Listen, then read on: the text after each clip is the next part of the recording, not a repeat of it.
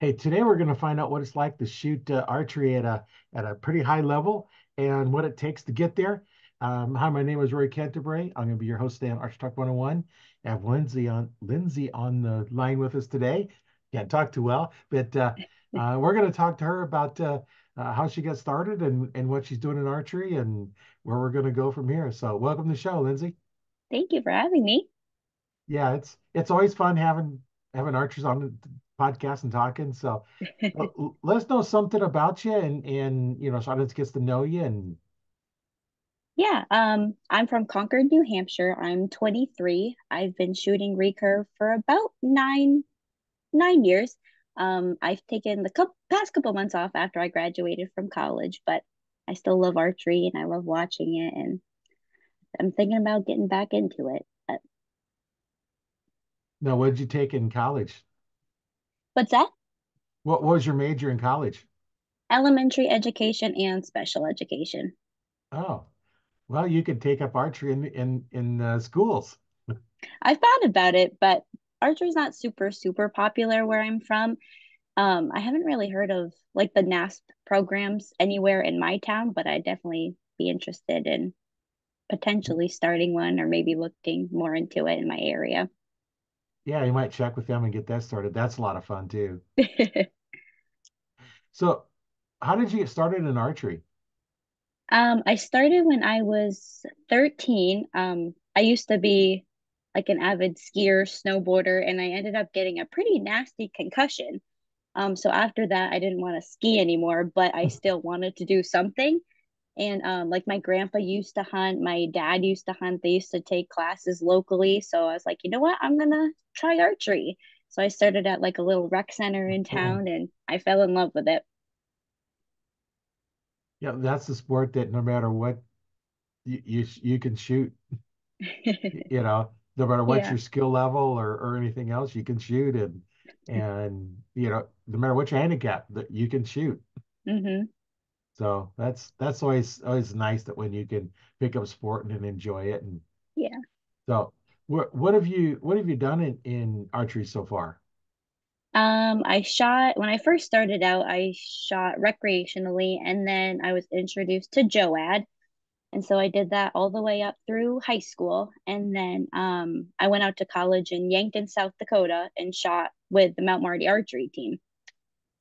And then in high school, I think it was my freshman or sophomore year, I tried out for the regional dream team and I ended up getting on that team for the East Coast. And I just kept shooting. And then I went to Yankton and shot collegiately Yeah, that's pretty. What made you go clear out to Yankton, South Dakota for college? for the archery team. Oh, for the archery team. Yep. I guess that's a good reason to go. Yeah. But yeah, it Yeah, was good. that's not a place that you think of to go to college is in Yeah. South Dakota, especially, in New Hampshire, you think of something locally Yeah. and but if you go out there for archery, that's definitely a fun sport to do while you're in school. Yeah, it was really fun. I loved it. So you shoot a lot of recurve. Now you said you Yeah. kind of took a break once you graduated from college, and then Hmm. you'll be picking it back up, one of these days because Yeah. you won't stay out very long. But so when you started at 13 until Yeah. you got to college, Mhm. um, what was your kind of journey in your archery from starting out from just shooting fun and then going on from there? After I started JOAD, I got into competitions. I did like the local state shoots, the regional indoor national shoots. Eventually, as I kept shooting more and more and more, like I joined local leagues. We had league night. I was shooting JOAD twice a week. I had like a lesson with my coach. I started traveling to the outdoor nationals. I went to the ones in Alabama. I shot out in Florida to try out for the RDT. I shot some of the NFAA, like bigger events, outdoor nationals, indoor nationals, the Dakota Classic. And then once I got to college, I started shooting Lancaster. Vegas was my first time, my freshman year. And then collegiate nationals. And I just tried to shoot as many competitions as I could. I absolutely loved traveling to shoot. That's like my favorite thing I did. Yeah, I know on your profile you have a lot of pictures of the Vegas shoot. Yes. Sounds like a lot of fun. Tell us about that shoot because that looks like It that's kind of a fun one. it's absolutely amazing. Like I've never really been to the West Coast until then, and I've never shot a tournament that big before. And thankfully, being out in Yankton, we're at the NFAA Center. And my freshman year, they gave us the opportunity to work for the NFAA as well. So we were helping, like putting the shooter bags together, setting up the targets, running the lines, um, setting out the tablets, running bow storage. So I got to work the NFAA shoot, work the Vegas shoot, and be able to shoot it at the same time. And it was like the coolest experience. And I did it my senior year as well. And we were able to volunteer and work for the Louisville shoot indoor national. So it was really cool to be able to see both sides of that competition, and just the culture out there is so different compared to the Midwest and the East Coast, and it was just really cool to see. So what did you notice difference about the culture between the East and West Coast and the Midwest? In the Midwest, everyone's a lot nicer. Like you can't meet a stranger out there. Yankton's a pretty small town out in the middle of nowhere, and I wasn't used to that. And a lot of my teammates and the people who live there locally, like they're all farmers. Everything's farms, and that's just what you do.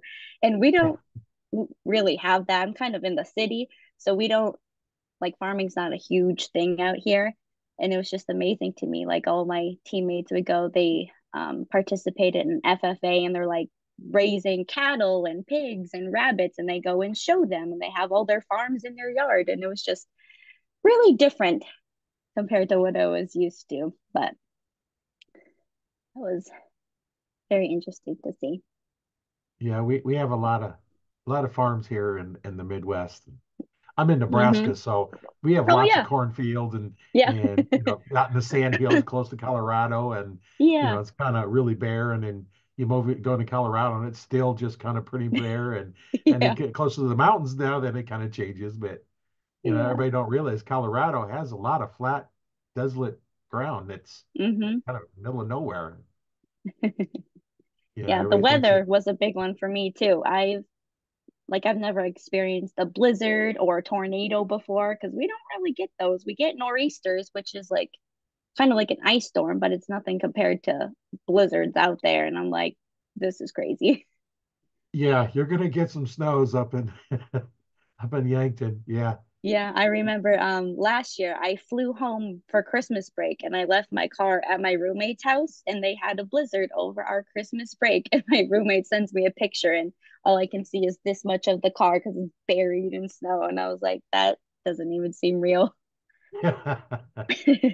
Yeah, I've been around here where we've had snow that buries cars and you're going along and the plow's plowing it and all of a sudden you run to the back of a car that was buried in the snow that they couldn't see, Yeah. you Yeah, know. it's crazy. But yeah, it's not quite as bad as it used to be, but we still get some pretty nasty storms out here. And if you're not used to it, that's something that's completely different. And then Yeah. shooting where you're at, how's the altitude different? Because that's going to be different. Mm. Have you noticed any effects from going to different places on how the altitude and humidity level changes Yes, it anything? can get pretty humid out here, and out west it's dry as a bone. So I'm like I feel different, my shots feel different. Like when I shoot down south, it is so humid and gross, and like I could feel how much slower my shot process feels, and like my limbs are looser, like it feels looser, and I'm like, it's not as smooth of a draw. It's definitely interesting to shoot in different areas. Yeah, you shoot when it's cold and shoot when it's warm. Here in Mm-hmm. Nebraska, our hunting season is during the winter. And, Yeah. we could Whew. easily have, snow on the ground. It could be snowing, it could be cold, it could be windy. Mm-hmm. Um, and then you get cold and you get stiff, and then your bow's also stiff, and Yeah. so it gets a little tough. And then summertime, it gets so hot, Yeah. you're hot and sweaty, and everything's different. And yeah, it's a challenge sometimes to shoot the different Mm-hmm. climates. Fortunately, when you shoot, you have a little bit of time to kind of get used to it, but Hmm. If it's a lot different, that can be really a challenge. Yeah, the one thing I will say, the best part about shooting in the Midwest is how windy it is. I mean, it's awful during practice and it's like a pain in the neck to shoot. But then when you go to competitions where the wind's changing, it's a little bit different, you are well seasoned to a lot of high gusts of wind. So that's one thing I was really thankful for, even though I hated practicing in it. Yeah, that's there's days that it's like there's no way I'd shoot the bow because I couldn't even hold it on the backstop, got a Yeah. 4 foot square backstop. It's like I don't think I can even stay on the backstop. Sometimes have 15, 20 mile an hour winds and Yeah. you just don't shoot in that kind of wind. Hmm. But we seem to always have a wind around here. So, Yeah. first thing in the morning it doesn't. It's fairly calm Yeah. first thing in the morning, but Hmm. you go out for that afternoon shoot and Hmm. you don't know what the wind's gonna be like. It warms up throughout the day. And Yeah. so, what's been your most challenging shoot that you've been at? Most challenging. I would say outdoor nationals. I've always struggled with outdoor season, whether it's rain, wind, the distance. Like once I got into the senior division where I have to shoot 70 meters and I'm pretty short. I don't have a long draw length, so my poundage was never super high and I always struggled with long distance. But I mean, shooting nationals down south, it was always hard because it was so hot, sticky, and my arrows felt like they weren't going where they should be. And then, like, we had collegiate nationals in California and Chula Vista, and that has tricky wind. But outdoors just always brought some sort of obstacle, I guess. And it's outdoors has never been my favorite, but it was always difficult to shoot. Yeah, it's fun shooting outside though. Yeah. Sometimes It, it's it fun, but when the in the extreme climates, it was always like, let's get this yeah, done. it's when it gets really extreme. Yeah. Now, I always like that. What's your most memorable shoot you was at? I think my first year at Vegas, my freshman year of college, just being there for the first time, getting to shoot there, getting to work the event, and thankfully, Mount Marty was able to get second in collegiate teams that year, and I had the recurve score for our team. So just being able to go up in that big stage, hold the check with all my teammates, that was just an amazing experience. Oh yeah, that would be kind of exciting that you had the top score in your division and that's that's really good. It was one for the books. So what a lot of times they say just kind of an overnight just you just all of a sudden you paired overnight. Well, I know there's nothing overnight. There's a lot of work and dedication into it. Hmm. What was kind of your typical practice schedule like and then also how often did you practice? I shot between 4 and 5 days a week. If we were getting closer to an event, I would shoot more.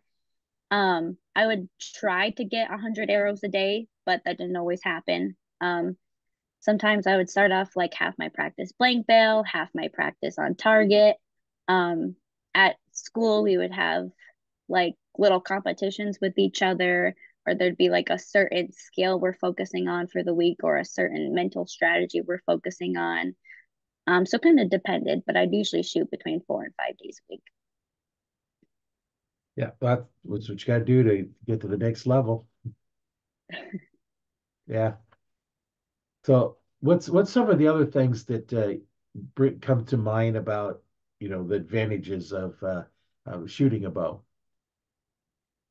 Um, Definitely teaches you patience and a very strong work ethic because you're not a lot of people think you're just gonna pick up a bow and like, oh, that's easy. I can hit the bullseye, no problem. But you just shoot and shoot and shoot, and you're not gonna get your you're not gonna reach your goal until you put the work in and the time in. So it's definitely kind of you got to take a step back and say, okay, I got to figure out what I need to do, how I'm going to do it, how long it's going to take me, and it, it teaches you how to take on certain obstacles and um, different things that come your way. Yeah, it does. You got to have a little dedication to get out there and shoot and go to the next level. Yeah, You know, there have been you many started out. times when I get Yeah, goals. I'm like, I don't know if I want to do this anymore. But then, like, my teammates, my roommates are like, no, come on, let's keep going. Let's shoot 10 more, shoot 10 more, shoot 10 more. And then eventually I'll get to where I wanted to be. But yeah, there's been quite a few times where I almost hung it up, but I'm glad that I didn't. yeah. There's just got to stick with it, and there's always challenges. And um, what was the biggest obstacle you had to come over in getting to the level that you got to?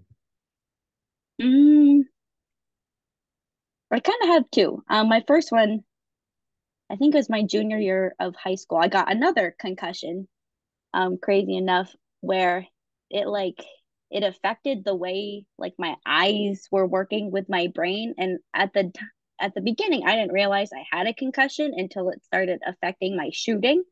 Like I was shooting really, really good, and then all of a sudden I couldn't hit the broadside of a barn. Like I was going all over the place. I was hitting the wall, missing the target, and I was like, "What is going on?" And my coaches and I, like, they stripped apart my form, they stripped apart my equipment, and we could not figure it out. So I finally went to my neurologist, and he's like, "Yeah, you have a concussion." And for the longest time, I just wasn't getting better. And I was shooting worse and worse and worse. And I felt horrible. I was like, why aren't I shooting good? Like, what's going on?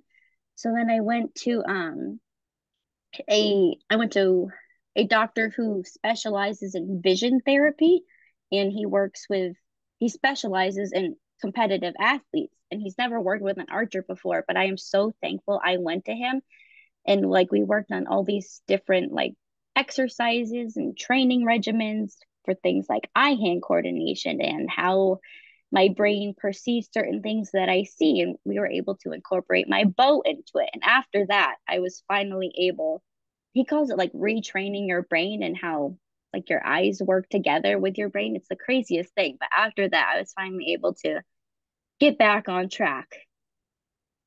Yeah, that's quite a bit to overcome. Yeah, it took a long time. My whole senior year of high school, I worked on recovering. And then finally, after I went to college and I was shooting more and more and more, I was able to get back into my groove and finally improve. Yeah, that's quite a bit, just something, for those that are listening or watching, if you have a problem like that, get a hold of the right person, the Mm-hmm. right doctor, right coach, Yeah. help you through all that. And Yes. you just kind of imagine what happened if you just like, well, I can't do it and quit. Yeah. I And am it, so thankful for my coaches, for my parents, for my doctors, for supporting me. Like I still talk to my eye doctor today, and he's always asking me like how I'm doing. He was always keeping up on all the tournaments I went to. We were just able to create a really good relationship that still helps me shoot today. that's good, because just think if you had went through all that, Yeah, where would you be at now? You may still have that same problem I know. because you had a Crazy. desire to overcome this problem and figured out what it was, and now hopefully you're doing great with it now, but Yeah. that was quite a challenge. I can't imagine where your eyes don't coordinate with what's going on and you just can't connect them together. And Yeah, I was that's seeing two apertures on my sight and I didn't even know it at the time. And I was like, oh, that explains a lot why I couldn't see. But it yeah, was crazy. yeah. When you're seeing two sets of pins down there, it's not good. Um, I have because I had a surgery and I have a little bit of double vision, Yeah. and I see two sets of pins down there. A clear set from my right eye Yeah. and a dim set from the left eye. Over the years, Yep. my mind just ignored the dim set of pins. Yeah. Well, as you get older, what forms on your eyes? Cataracts. Yep. So now, which is my clear eye? My left eye is my clear eye. My right eye is blurry. So what does my Yeah. mind pick up? The left eye pins. Yeah, and I missed when I was out hunting it and I was like, oh, it made a really, really bad shot. I hit an Yeah. artery in their rear hind, quarter, but I still got the deer. But I'll go down to the range, and I normally always close my left eye when I'm down practicing, Right. just because I'm just focused on just where I want the arrow to go. Mm-hmm. And I shot it, shooting at a 5 spot, and I shot the upper right hand target, Mm-hmm. opened up both eyes, shot the upper right hand target. I missed the target to completely missed the paper to the left. Yep. Like, what's That's going exactly on? what was happening to me. Yeah, because my eyes was picking up the wrong set of pins. So I closed Yep. my eye, right on, open up, and then I started figuring out, okay, it's because the right eye is a little blurry. So Mm-hmm. then I started, closing my out, hunting. I'm kind of blinking the left eye to force my mind to pick up the right set of pins. And the only time I was out is I always wear a baseball cap, and then I had a hooded sweatshirt on one time and turned my head, and the hood blocked my left eye. Problem solved. Except in the summertime, I'm not wearing Yeah. a hooded sweatshirt. Yeah. I had to wear these blue tinted glasses because it was like a not like a shield, but it just like my eyes would strain all the time. So like the blue tint kind of calmed them. And I didn't I would shoot with both eyes open, but then I was having the issue where my eyes were switching and I couldn't tell when. And so I had for the longest time I had to tape the left side of my glasses. So it was kind of fuzzy, so I couldn't see out of it. And so I would be able to see out of my right eye. But yeah, I kind of looked silly, but it helped me out, so I kept doing it. Yeah, well, they do this sometimes on shotguns. They'll put a piece on there that blocks the left eye from seeing the front bead. Yeah. And that's the same thing, when you see that front sight, if you see two sets of them, which one you pick up? And, in my case, my mind picked up the clear set. I, I, don't- Yeah. I didn't even realize there were two sets anymore because I just kind of over the years, I just kind of ignored them. I didn't even Yeah. pay attention to them. Hmm. So when all of a sudden it switched, it's like, what's going on? And then you still don't see the pin. I still don't see my pins very clearly, so I don't make those long shots anymore. Yeah. Little hard to see. But yeah, that definitely a challenge. So what what else would you kind of tell somebody that's kind of looking at getting into archery? What would you recommend for them? Um, I would say you should really take it seriously, but enjoy it at the same time. Like a lot of people think it's easier than it looks easier than it is. So they're kind of not, they don't know what they're getting into. But I mean, if you're serious about it, go ahead, buy that bow, sign up for the tournament you might be scared of. If you don't shoot good, yeah, it stinks, but you gain so much experience and so much confidence by just showing up there in the first place that it just helps you grow and grow and grow. But then again, archery is extremely frustrating and hard, but that's why it's also important to take time to enjoy it. Go to a fun shoot, go shoot with your buddies, go pop balloons, things like that. There, it's good to have a balance. Yeah, like I said, you go to your first tournament and shoot the score. It doesn't really matter what you shoot. You go to the next one, you're only Mm-hmm. competing against yourself. Did you do Yep. better? Yep. And the next one, did you do better than the last one? If you didn't do Mm-hmm. it, what did you do right from the last time? Mm-hmm. Don't focus on what you did wrong. Always Mm-hmm. focus on what you did right. Yep. Don't focus That'll on trip if you you up. miss a target, who cares? Next Yeah. one. Okay, I shot this one perfect. So think about that perfect shot. And there's a lot of mental game in archery. And Mm-hmm. you don't focus on anything else. I always like to use the example, what you focus on is what you're going to get. Mm-hmm. So if you still say, well, don't miss, what are you going to do? You're going to miss. You're gonna miss. Yep. So if somebody says, well, don't fall down, there's a good What chance are you're you going to gonna fall do? down. Yep. So you got to kind of look at some of the different ways of saying stuff and just Yeah, ignore them. you phrase Don't it let them in a put it in your positive head. way. Yeah. Yeah. And I was reading, I was listening to an Audible, um, winning with the mind, or I Oh, forget. with It's winning in mind. yes. Yep. You heard it. I couldn't remember what it was called, but he was telling a story about, as all these sports, he is failing everything until he picked up Yep. shooting. Mm-hmm. And then, you go through all the things he's talking about is, the mind attitude of what you're doing. And his Hmm. telling one story that kind of relates here is shooting in the snow. Yep. He'd never shot in the snow before. And then the guys from the Swiss guys, whatever, they shoot snow all the time. All of a Yep. sudden he's seen it and he shot. It's like, I can't see the target because so then when he would get ready, he figured out that, hey, there's little gaps. When the gaps are there, you shoot and it goes away. And he'd Hmm. never shot one before. So then his mind was, it could have easily went, well, I can't do this. No, it's like Hmm. his mind went to, I'm the best shooter in the snow there is. Hmm. And he ended up winning. Yeah, so I know.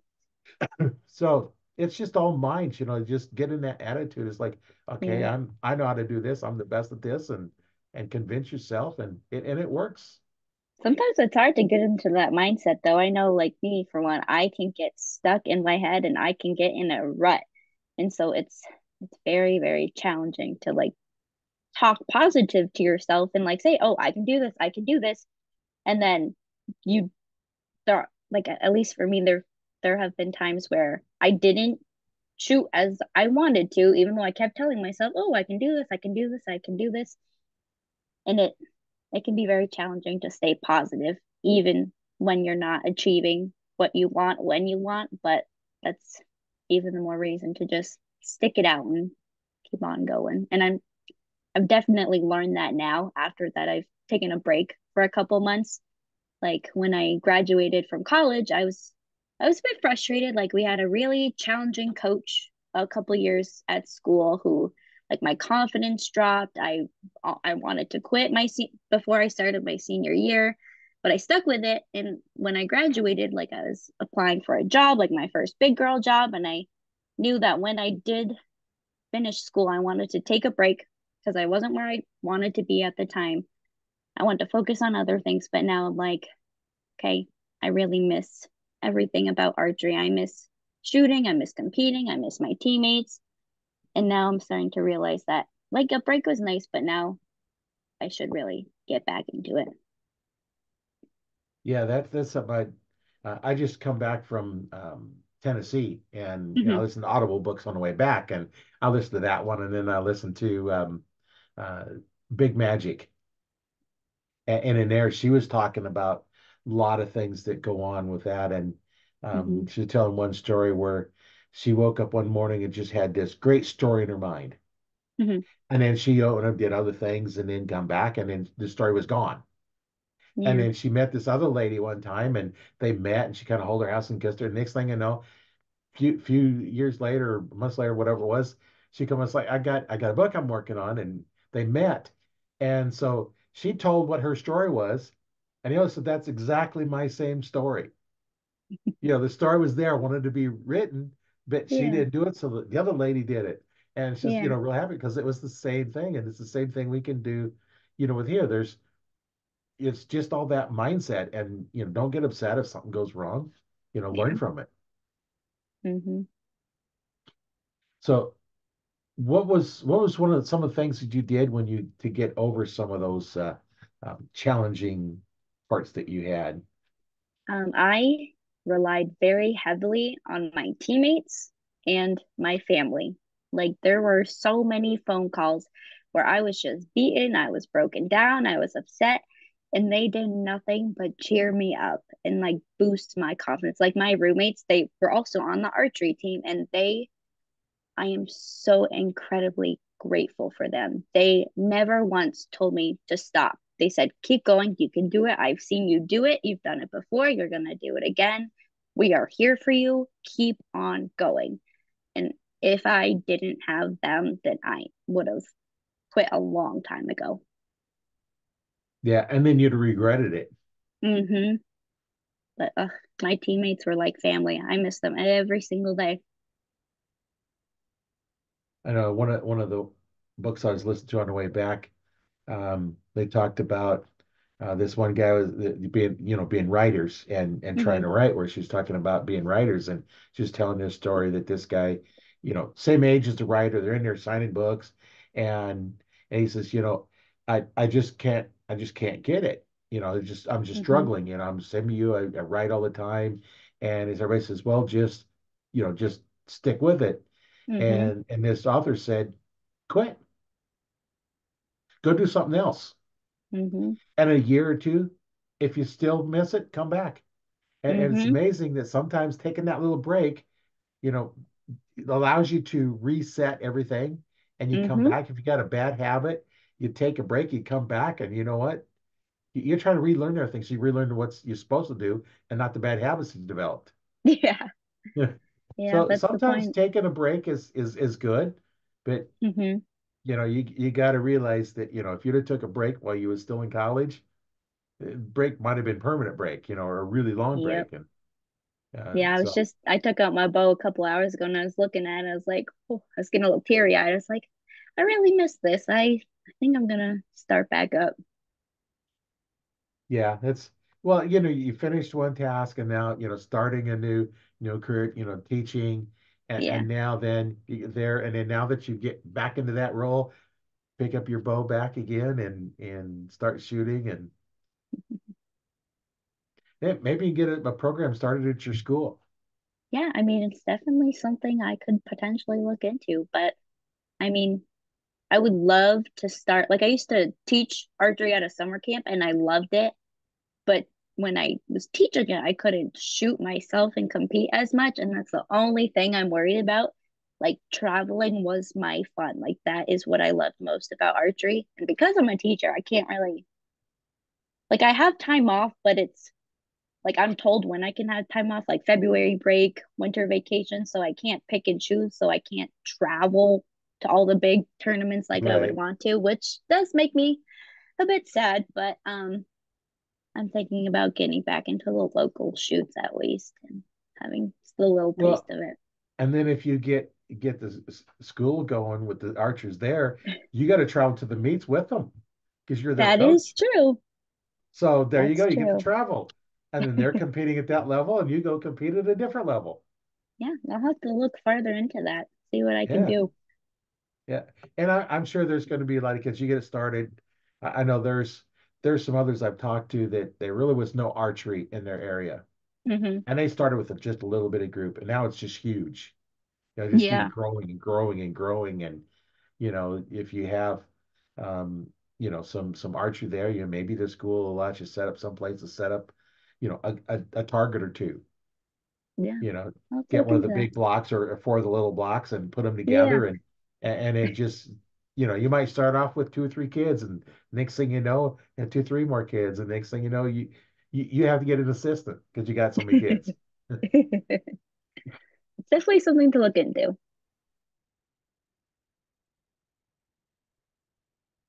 Yeah, it's a lot of fun teaching. I know I became an archery coach in '95, and I've taught lots and lots of people how to shoot. And it's always nice when you take somebody that's 20 yards, it's got a group, 5 6 Mhm. inch group is all they can do, and you spend 45 minutes an hour with them, and you're got 1 or 2 inch groups, and Yeah. or they'll send you a picture of three arrows touching, and yeah, it's like that's always the thing too when you see that, and all of a sudden you get Yeah. something that clicks with them, and you try to tell them something, and then all of a sudden it says, "Oh, that's what you've been trying to tell me for the last 10 minutes," It's you know? definitely rewarding. Yeah, and then the ones I like, there's a few times when guys coming in to store because I worked at Bass Pro and Cabela's both, Hmm. and then I had my own store before that, but Yeah. the guy come in and wanted to shoot and so he's looking at a bow and asked his wife, it's like, "You want to shoot?" Nah. Sure. Just one shot. Just take one Hmm. shot. Oh, okay. After that one shot, it's like, "Can I shoot another one?" Yeah. Well, of It's course you can. addicting. Can I shoot another one? Yeah, of course you can. Let's just keep shooting and shooting. And next thing you know, she's into it. And, Hmm. is a lot of those stories like that. And it's normally the guy coming in and we get the lady into it. Once in a while, you Hmm. have the lady coming in and the guy's not into it. But Yeah. that normally doesn't work because he's not going to listen. So he never gets good. Yeah, I had a time to come in and the guy already had a bow shooting and she wanted a bow with so he got her set up a compound bow. I Yeah. taught her how to shoot and she's shooting really good. They come back few weeks, month later, something like that. And she says, yeah, he keeps trying to tell me to do something. It's no, I got Roy sitting on my shoulder telling me what to do. She picks what part of the X-ray to put her arrow in, and it makes him mad because she's out shooting him every day. She's out Yeah. shooting him. And, it's like that's cool, when you teach a process to somebody and then they take it and learn it and just keep Mm-hmm. going through their mind. It's like every time, she'd go through the process, and if she didn't remember what's going on, it's like, it's like I was sitting on her shoulder telling her what to do, just over and over and over. And you Yeah. know, that gives you the kind of a good feeling that you've taught Yeah. somebody, and they're using what you said to shoot Mm-hmm. very good. When you can pick which part of the X-ring to put your arrow, that's that's shooting pretty good. Yeah. Now, of course, it's a compound too, so that's a Yeah. little bit different. You shoot the recurve, you shoot Olympic style, right? Mm-hmm. Yeah. Now that looked like the picture because you anchor a little differently. You anchor down by your jaw as Yep. opposed to up higher. Mm-hmm. And I've never really thought about it, but why do you anchor down low at your jaw instead of up a little bit higher? It makes the arrow go higher. So like barebow shooters, if you've ever watched them shoot, they anchor up here and it helps them aim because they don't have a sight. But you don't really have to do that with recurve, and then you can still get in your alignment just as easily as up here. And then like when with those long distances, that little inch or so that you move your hand down, it helps your arrow a long ways down range. Yeah, because you're anchored a little bit lower, Yeah. so that you're down lower, and then it puts Hmm. the because you have sights on them, right? Yep. Yeah. So now you're further down from your sight, so then it raises it up so you can shoot longer distance. Yeah. First time I heard some talking about string walking, I was like, Hmm. huh? What is I don't know that? how they do it. Like I would get I, confused and end up going the wrong way. And well, and then I actually had somebody interviewed that does it, and then I hmm. understood it. But then I went out and watched Jake Kaminsky. Yep. He talks about this teaching it, and it's like he's got a lot of good information on recurve stuff because I'm more of a Yeah. compound than recurve. Yeah. I don't teach a lot of recurves and longbows. And he's talking about it's like, oh, okay. So you got your close shot, you're down further on your string, so it moves your arrow up. And then as you move your hand up and down, it depends on the distance is how and they're counting wraps to go Yeah. down. It's like, okay, I need 3 wraps down. I need 4 wraps down. I'm like, this I is too couldn't keep much. track of it. I, I'm I'm I'm gonna put pins on it. If I'm gonna go through that, I'm gonna put pins on it. Yeah, and I just shoot my recurve instinctively. I just look at where I want it to go and draw Yeah. back and shoot.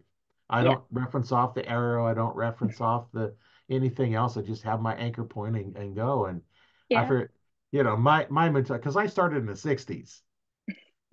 So there was really not much options out there. Recurve, Hmm. longbow, wood arrows, or fiberglass arrows. That was kind of Hmm. pretty much about it. And you could fletch it with feathers or feathers. Hmm. You know, so I still use feathers. Yeah, Oh yeah. I just that's what I grew up and I like them. And the only problem is if you're in the rain, but I don't like Hmm. hunting in the rain They anyway. get ruined. Hmm. And when they dry out, steam them, they come right back. I always took in my quiver and then, I'd hang it like if it was raining, I'd hang it up in the tree, and then my Yeah. arrow I have on, you might get wet, and then I'd just switch it out for a dry one. Hmm. Um, now if you're got a side quiver, they're all getting wet. Yep. But I've seen feathers with pieces missing in it and still fly perfectly straight. Mm. I've seen vanes with a piece missing out of them or just Yeah. bent and they don't fly very good at all. They're No, just they do not. they make all kinds of noises and Yeah. yeah, I had one of mine one time that there was a big chunk out of it Hmm. and I was still hitting X's with it. Yeah. It didn't matter. Now, if I'm shooting maybe, you know, 40, 60, 80, 100 yards, it probably would make a difference. But Yeah. with feathers, they drop a little quicker the Yeah. longer range, a little more They drag. drag. Yeah, Hmm. a little more drag, but they help stabilize the arrows a little bit better, especially when we put broadheads on them. Mm. So yeah, it's interesting how the setup. Now, do you use carbon arrows, wood arrows, or what are you using for Yep. arrows? I use carbon. They're X10, so it's like aluminum coated in carbon. And Okay. then I use spider veins. And I usually keep those for both indoor and outdoor. They definitely fly better outdoors, and then I just stuck with them indoors, and I've never had a problem with them.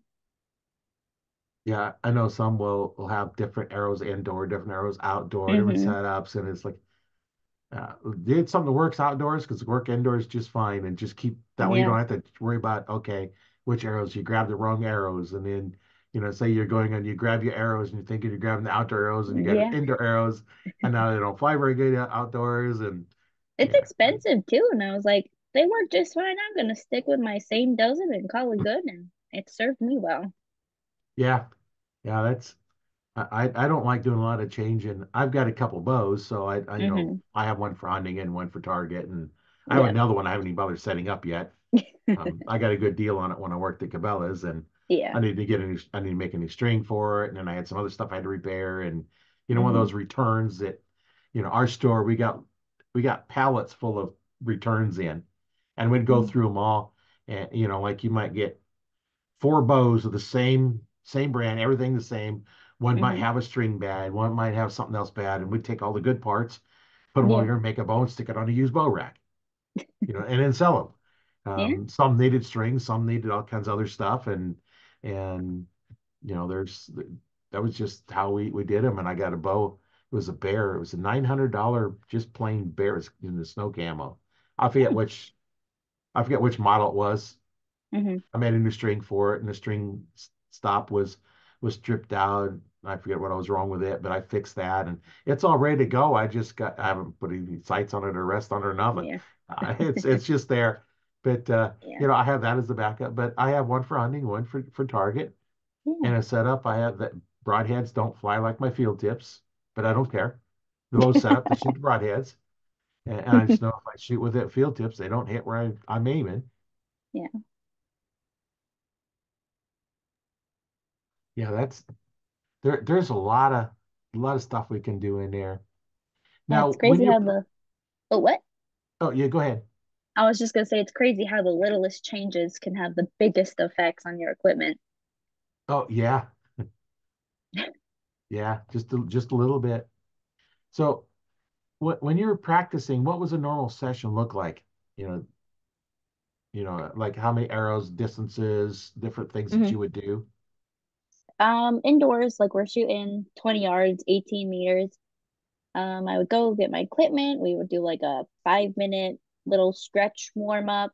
Usually I would start off blank bail at 20 yards. If I was having difficulties with something or I was working on a form change, I would pull up the target closer. So I would do a couple and then blank bail, and then I would shoot on a target face, whatever like competition would be the next, whether it's like a 40 centimeter, um, the blue and white NFAA targets, whatever it may be. A lot of the times we would do scoring rounds. We would compete against each other and we would try and get at least 100 arrows a day. I didn't always get that because I was tuckered out by the end of the day, but Yeah. because we would have practice in the afternoons and after school or student teaching all day, I was wiped. But we would try and shoot 100 arrows. We would do like team shoots, scoring ends. And then usually I would finish blank bail, cool down, and head on home. Now that's quite a regimen, and I know that the blank bales can help on a lot of things. Mm-hmm. Now, tell us about what you were working on when you're shooting at a blank bale. There would be like something specific in my form, whether it be like expanding all the way or fixing my grip or changing like where I anchor. And whenever you change something in your form, it feels really, really awkward and uncomfortable. And Yeah, so to try and eliminate that, you take away a target so you don't have to worry about aiming. You don't have to worry about where your arrow's going. You pull up your bail close and you just shoot and shoot and shoot and shoot until it becomes comfortable and that change becomes familiar. And then I would push the bail back, throw a target face on, and continue until until it felt comfortable and it felt natural again. now have you ever did any shooting with your eyes closed? Yes, I did a lot of that when I was going through my vision therapy.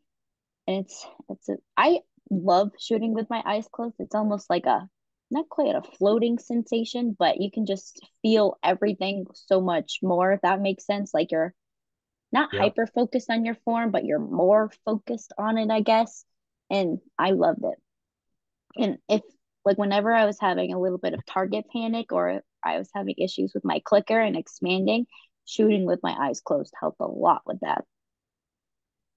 Yeah, the reason I ask is that I use that a lot of times when I'm teaching, Hmm. and especially when when I used it a lot of times was you know looking at a new bow, and then one time I had this guy. I think I had six bows laying out on the archery range, trying to Hmm. figure out which one. It's like, oh, I don't know. So I said, okay, here's what we're gonna do.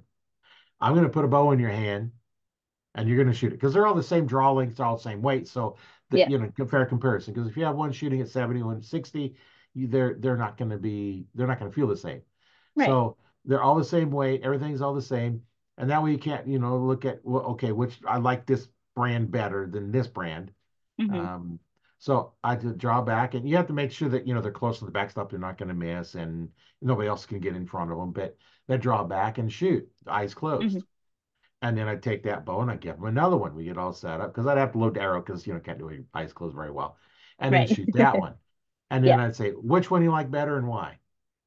Mm. Because with your eyes closed, your mind can feel like you was talking about all the little nuances in it. You know, Yeah. how much did it vibrate in your hand? Did it sit in your hand? Did it tilt forward? Did it tilt back? Did it vibrate too much? Was the release smooth? Hmm. All that stuff on there. You can feel that. And then we'd take that one, okay, like that one, and then put the other one away, grab two more, same thing, next, and then grab two more, and Hmm. eventually there's your bow. Yeah. There And, you and then open your eyes. I know when I first learned back tension release, they go. had us reach close enough we could just bend at the hips, grab the arrow, and pull it out of the target. So Hmm. it wasn't much different, from the full draw. It wasn't very far away from the target. And we're Hmm. shooting with our eyes closed. So they taught us the whole technique to go through. And Hmm. finally, it's like, okay, now that it feels like it's supposed to. Open your eyes, your form goes away. Yep. And like, It's crazy what's how going that on? works, isn't it? And there's no target. Yeah. So you pull back and your eyes closed, open them up, goes away. And you finally do it to, okay, now I can just my eyes open. So now then, okay, now it feels good. You know, now put your sight on.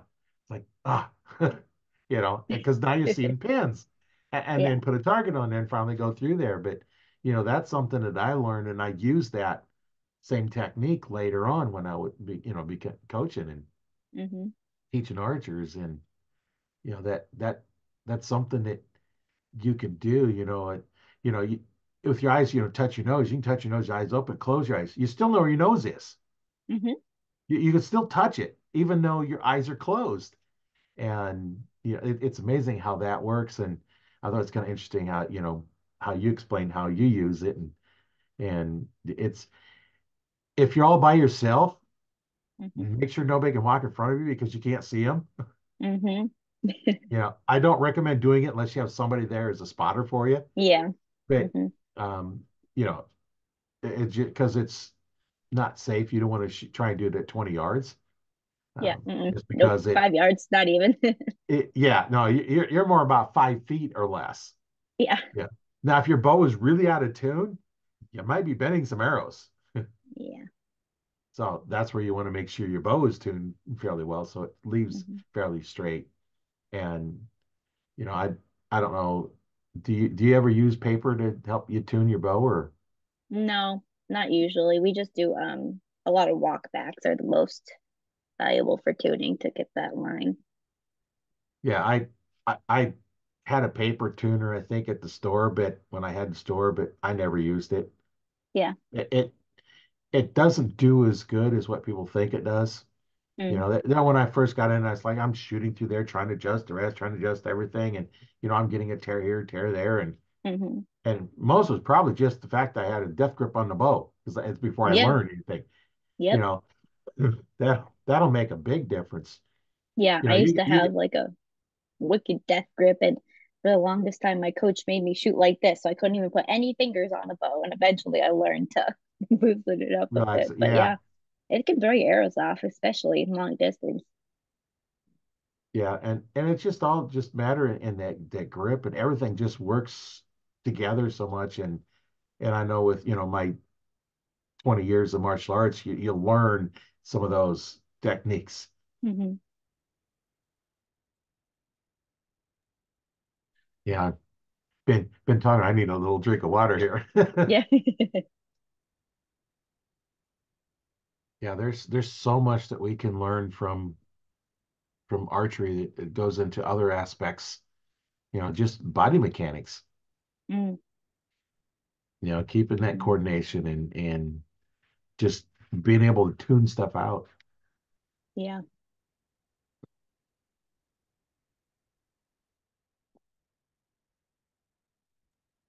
Yeah, I get hit the cough button once in a while. Yeah, no worries. Yeah, it's really cool. So what do you when you get back into it, kind of what we kind of talked about some of your options, but what are Mhm. you thinking when you get back into it? Where are you going to go from there? Um, Probably this summer I'll just shoot in the yard a little bit, get back into the swing of things. I'm probably gonna have to lower the poundage on my bow because I doubt I'll be able to pull it back because it's been almost a year now I think about it. But I'll probably just do that for a while. There's a local archery shop in town near where I work now, so I they have league nights. So I might sign up for that and then eventually do like the New Hampshire state shoots and that kind of stuff later on again. But That would be fun. feels weird not belonging to like a certain team because I was like in Joad for the longest time and then I was with Mount Marty for the longest time and now I'm kind of flying solo. So I'm like, oh, it'll be a little bit interesting, but Yeah, when you've been part of a team for so long, then to be on yourself is like, uh, where's my teammates? I know it's lonely. Yeah, yeah, it can be different, but then you just have to look at, okay, what are you trying to get out of it, Yeah. and go from there. And it's like, okay, right now, I just want to do this, Hmm. and you just dive in and do that, and then like you started one way and it kind of evolved, and Yeah. now with working full time, that kind of puts a damper on things, Yeah. but it just changes. Not really damper, it just changes what you're going for. Yeah. So what would you kind of say to somebody that is um, looking at getting into archery that's never shot a bow before? Um, how would you help them get started, and what kind of questions would you ask them? I would just say what or ask them what are you looking to do and I would just throw them in. Go ahead, try it. There's a lot of great, at least in the Midwest, I know there's a lot of great try archery programs. There's not a ton in the Northeast, but just say, go ahead, try it, see how it feels, see how you like it, throw a couple arrows downrange and go from there. Yeah, just if you go to an archery shop, they're gonna have bows that you can try. Hmm. They may not have ones that you can like rent and go shoot for a while. Yeah. That most of them don't have a lot of those, but if you're looking at buying one, go to the shop and let Hmm. them get you outfitted. And one of the things that I always, ask somebody that's thinking about it is like, what do you want to do with it? Hmm. Are you just want to fling arrows in your backyard with your friends and your family or Hmm. whatever? You just want to fling some arrows and you don't, as long as you hit the target, you don't care, how good you are. That'll Yeah. soon change. But so then what do you want to do? And then what type of archery? You just want to shoot. And like when Hunger Games come out, there's a Yeah. lot of people who wanted to pick up the recurve, Yeah. and the lady that played Katniss, you could tell that she was trained by an Olympic archer. Yep. And so you could, those was another thing about archery is like, okay, she knows what she's doing. She was taught by a good archer because, she Hmm. didn't naturally have that, I don't think, until the show. Hmm. But, she picked it up and learned a skill that probably keep her around for a long time. And Hmm. she was actually pretty good at it. So yeah, Yeah. that never really showed, how well she actually did shoot, but, you could see the form was there. Hmm. And, people see that, and then you know, kids will watch or adults will watch it, and it's like, oh, that looks like fun. And then Mm-hmm. come in, and now you set them up with, with a recurve Yeah. and your arrows, and or you have somebody comes in and they say, well, I want to hunt. That's Mm-hmm. I don't care about shooting target. I just want to hunt. I need Mm-hmm. to get some meat. There Mm-hmm. was one guy that joined the archery club, and his son had been having trouble, and they finally figured out it's all the hormones and stuff they put in beef. So he Oh, was going to start hunting to get venison, get yeah. the deer meat for his son to eat. So that was what he was going to. He wanted to hunt to provide food for his family. Yeah. His son couldn't have that because all the stuff, the chemicals they put in it. And so he wanted to hunt. So now then somebody like that is going to be completely different. We're going to set them up with a hunting setup Mm-hmm. teach them differently. This farm's the same. Yep. If you're shooting a compound, the form's the same no matter what you're shooting. If you're shooting a recurve or longbow, the form's close to being the same. Pretty similar, yeah. Yeah, you're still using your back muscles. You're still using Mm-hmm. fingers instead of a release, most time. I did have one guy come in one time, had a recurve, use a release on it. Like, okay, Okay. he just wanted a release because, there's something about pulling the string that he had trouble with. So put a release on it. It Yeah. didn't matter. He wasn't in a competition where you had to have it. He just wanted to Yeah. shoot the bow. So Interesting. yeah, there's no Hmm. reason why you can't put a loop on there and use a release. Hmm. Other Never heard of than that. in your competitions, they're not going to let you. Yeah. But so you set them up by that, and that's one of the things that I ask. And one of the things that I asked, archers, when I did this all the time, for what's your dominant eye? Mm-hmm. And then I had an eye doctor would say, well, let's check your dominant eye. It's right. Like, well, let's check, make sure. I probably check it 4 or 5 times a day as I'm showing people how to check which is their dominant eye. It's Yeah. like, okay, it's right. See? Yeah, okay, it's right. And I, Your eye dominance can change though sometimes. Like mine switched a few times. So I've heard a lot of coaches say shoot with your dominant hand because for some people their eye dominance can change. yeah, well, on my case, I'm still right eye dominant, but my Hmm. left eye is the clear eye. Yeah. So I'd be You're better to kind of shoot left eye left-handed, now. but all my bows are right-handed. I've been Yeah. shooting for right hand for a long time. I've Yeah. shot bows left-handed and shot just fine. The technique's just a little different, different feel. The same Yeah. exact technique. Do the same thing with right or left-handed. And Yeah. When I first started, I was left eye dominant, but I'm right handed. And so like the very first time I shot a bow, I shot left handed and I could not hit the target to save my life. It felt so awkward. I was all over the place. So I ended up switching to right handed, even though I'm left eye dominant and it worked out better in my case. But I know everyone's different too. yeah, everyone's different. I know well, you're right-handed, you're right-handed, but you're left eye dominant, and that's not Hmm. unusual. That Hmm. happens a lot. I was like to a story when I was at Bass Pro, I had this set of twins come in, identical twins. One was right-handed, the other was left-handed. The right-hander was left eye dominant, left-hander was right eye dominant. That's funny. Yeah, I was like, okay, here, both of them are opposite dominant eye as their dominant hand. It's like, so you just check, and sometimes you have to do not just exactly, what basically the book says, shoot your Hmm. dominant eye. Sometimes you can't. There could be a Hmm. physical reason why you can't. Or in your case, it just wasn't working physically to do it with your Hmm. non-dominant eye. So you switched. Normally, we all teach a little bit of, bending your arm a little bit. Because you're locking that arm out, it just kind of floats around. Well, I Hmm. had a guy come in and I was teaching, he had MS. So you couldn't bend the arm. You had to lock it out. So Hmm. we just have to make, adjustments to accommodate that arm being locked out. And, you just kind of work with them. If you have one arm Hmm. or you're missing from, the part of the wrist back or out or have no arms, you can still Hmm. shoot a bow. Yeah. And, I've met Matt Stutzman a couple of times Hmm. and he goes by the armless archer. Yep. because his arms are only, maybe 3 or 4 inches long. He's got little stubs right there. He's born with no arms, and he Hmm. shoots a compound bow Yeah, very he's an well. amazing shooter. Yeah, yeah. I'd seen his videos before I met him the first time, and then I met him the first time and talked to him, and then I met him Hmm. again last year. He comes to in Nebraska. They have the Missouri Valley Outdoor Expo every summer, Hmm. and 2 years ago and last year I volunteered to help, and I met Hmm. him and talked to him, and one of these days we're going to get him on the podcast. Oh yeah, Um, that'd be great. uh, we just haven't worked out the time, because he's kind of busy.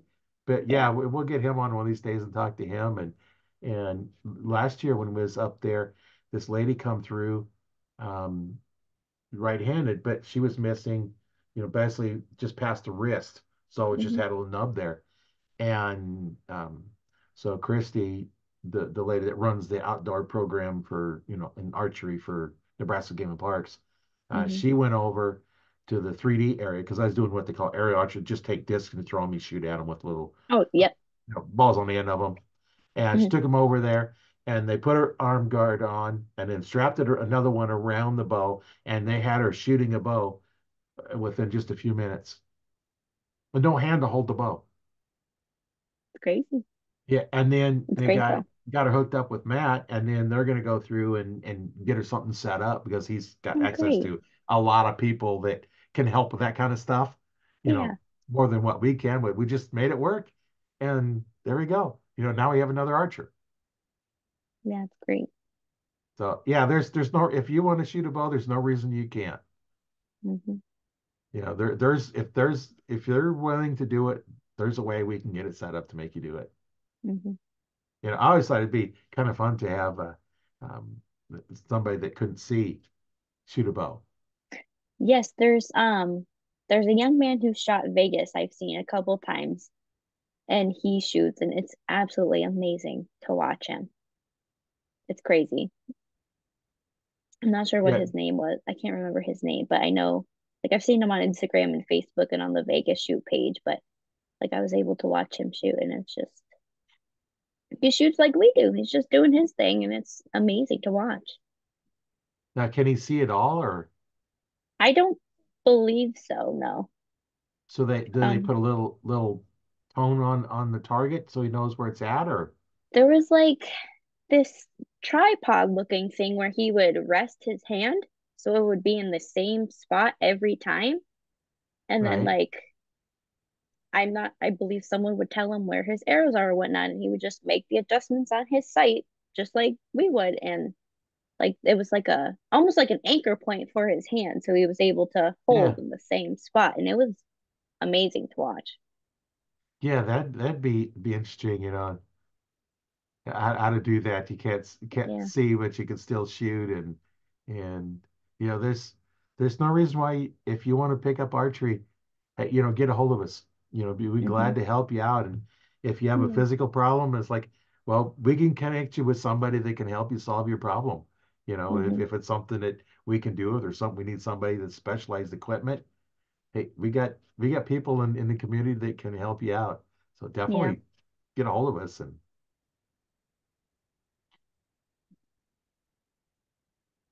yeah, it's been great talking with you. I know we've got a Yeah. lot of different subjects we talked about, and you know anything you want to talk about before we head out of here today? No, I'm all set. Thank you for having Yeah, me. I really appreciate it. I was yeah, kind of surprised. I was like, oh, he wants to talk to me? That's crazy. well, every archer has their own story. Yeah. Whether you've been shooting for no days or you've been shooting your whole life, and whether Hmm. you're just a beginner or semi-pro, professional, Olympic archer, it's all interesting. And I'm not real picky who comes on, as long as we start talking about archery, Yeah. because that's what it's for. We're going to learn something from every archer out there, Yeah. and you know, just kind of a plug for more people getting on here. It's like, hey, if you want to talk about archery, here's a place we can talk about archery, and whatever you want, and if there's something you want to promote, talk about, hey, it's all up to you. This is, Yeah. I just host it. It's your show. Oh. You know, it's all about, what you want to talk about, what you want to do. And, it's, I have a lot of fun talking with archers all over the world. Yeah, And this was really I'd have fun. never, I'd never talked to them if I hadn't had this podcast. Yeah, that's great. Yeah. Find out it's kind of universal all over the world. And Yeah. it's a lot of fun. I know Mhm. I enjoyed talking with you, and hopefully you enjoyed it as well. And Yes, thank you. yeah, just let everybody know where we can listen to this and watch it. Yeah. Um, we go live in Arch Talk 101 Facebook group when we record them, so they get it right away. And then the video is also posted out to my YouTube channel. Learn to fix it yourself. I have all kinds of other videos out there about a whole bunch of other stuff, but not Yeah. just archery. And that comes out twice a week on Tuesdays and Saturdays, the day after the podcast comes out. The Hmm. podcast come out, the audio part of it comes out on Spotify as well as I think Apple Podcasts. I upload to Hmm. Spotify and it downloads it to a lot of places. You can also go out to Audible Oh, and go on podcasts, and you can connect into Architect 101 and it'll play there. No cost to that. You just get out to Audible and go yeah. there. And I've listened to some podcasts there. It's kind of neat because you can start at the first one. They'll just keep playing. When one's done, to Yeah. start the next one, start the next one. And this one, if you're interested, is podcast number 173. Okay. So it'll come out here in another week before it comes out. Okay. So it's just listen to it and watch it. And if you want to get a hold of me, if you have questions, get a hold of me. And I know Lindsay, if there had any question, get a hold of you. If somebody want to get a hold of you, how would they get a hold of you? Either Facebook or Instagram. I'm usually active on both. Okay. Yeah, I'll put a link to your Facebook Yeah. profile in here so they can find you there, and then we could, and if you want to send me your Instagram link, I'll add that to it Yeah. as well and get a Okay. hold of you. And, you can always get a hold of me. There's all kinds Yeah. of places to get a hold of me. So yeah, I'll put that information in there. So if they're Yeah. interested in something, or if they live in your area and want to talk about archery, and Yeah. maybe they got some kids that want to get started into it, and Hmm. maybe you can get it started in your school. Yeah, that'd be pretty That cool. that'd be cool. Yeah, that would be cool to get it started in your school and get some more kids into archery. And Yeah. it's a lot of fun. Hmm. Well, thanks for being on. Yeah, thank Uh, you for having me. yeah, it's been a lot of fun. And my name is Rory Canterbury. I've been your host today on Arch Talk 101 with Lindsay, and we're gonna see you on the next one. Thank you.